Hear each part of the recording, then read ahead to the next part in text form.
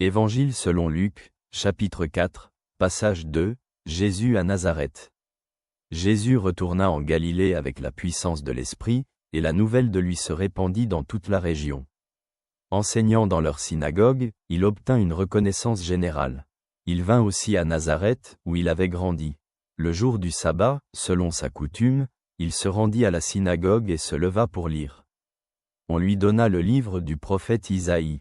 Ayant déroulé le livre, il trouva l'endroit où il était écrit « L'Esprit du Seigneur repose sur moi, car il m'a oint et m'a envoyé pour annoncer la bonne nouvelle aux pauvres, proclamer la liberté aux captifs, et rendre la vue aux aveugles, pour libérer les opprimés, pour proclamer une année de grâce du Seigneur. » Ayant roulé le livre, il le rendit aux serviteurs et s'assit.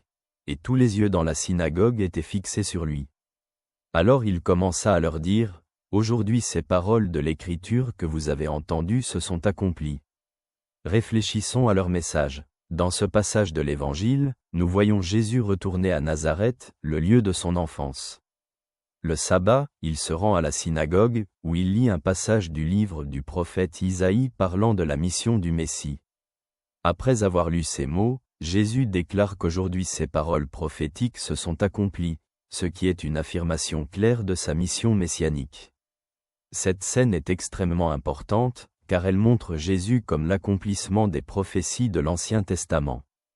Son enseignement suscite un grand intérêt et une reconnaissance, mais aussi de l'incrédulité et du scepticisme, surtout dans sa ville natale.